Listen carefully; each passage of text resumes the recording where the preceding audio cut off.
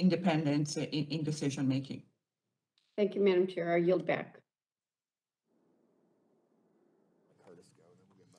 The gentleman yields back. The gentleman from Georgia, Mr. Carter, is recognized. Thank you, Madam Chair, and thank all of you for being here today. Advanced manufacturing, which is defined as including both new manufacturing methods and the production of new products enabled by innovation. Extremely important. It has the potential to dramatically increase efficiency, flexibility, and the quality of production of medicines in this country. And that's extremely important. It's important for us to be competitive. I've got legislation, Made in America, that we're trying to repatriate companies back to America. But the innovation is extremely important to the future. This type of innovation would allow U.S. manufacturers to be more competitive. It would allow them to increase the resilience of our supply chain, which we know is extremely important, particularly after we've been through this pandemic. And it would, as a result of all of that, ensure our national security. So to encourage the development of this new technology, as I said, I've got legislation that would create, a pathway at FDA to assess these manufacturing processes, a policy that is supported by the National Academies of Medicine. Dr. Marks, I'll start with you. Do you agree to the review pathway that's independent of individual drug applications can help bring new manufacturing technologies to market? So I without knowing all the specifics, all I can say is that I certainly incredibly support advanced manufacturing technologies, and to the extent that a pathway that helps foster them forward and helps bring our manufacturers here in the United States into the use of these technologies for both drugs and biologics is certainly something we would support, moving these products, moving products into use of advanced manufacturing technologies. Again, I'm sorry, I don't know the details to speak to the exact nature of the review.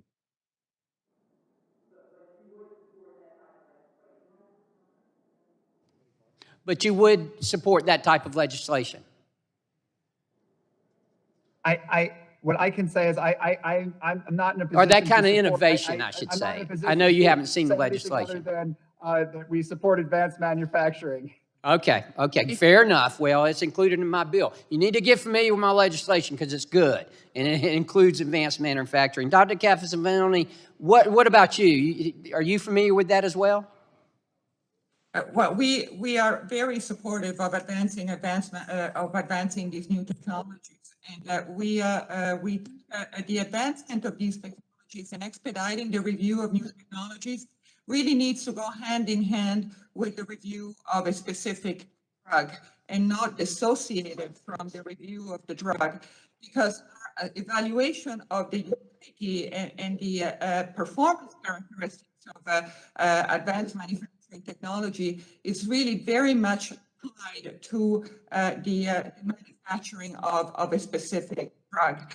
And as Dr. Marks indicated, we're really looking forward to continue to build on the gains that we have made in advanced manufacturing. For instance, within CEDAR, we have approved over, I think, approximately 11 submissions that include that use continuous manufacturing, and we see this as an area that we will remain a great focus of ours.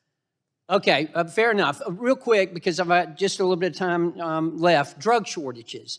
This is something that we're dealing with, something that we've dealt with during even pre-pandemic, and it's certainly important.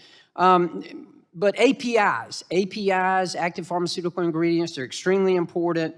To what degree does the FDA Office of Drug Shortages and the agency's inspection and compliance staff coordinate internally? Do they work together? And do they work with manufacturers to make sure that a drug that potentially could be in shortage, to make sure that we can avoid that?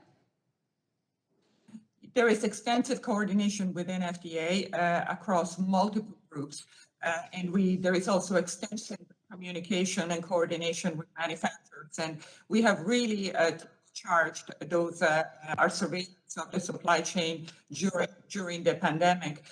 What is very important for us, to be effective in preventing and mitigating shortages is to have as much up-to-date information as possible from manufacturers as to where the APIs or the finished products are manufactured and how much each facility makes in real time or near real time. I'm out of time, but please make sure we're working with the drug manufacturers when we see these potential drug shortages coming up as well. Thank you, and I yield back. The gentleman yields back, and I appreciate the questions that he has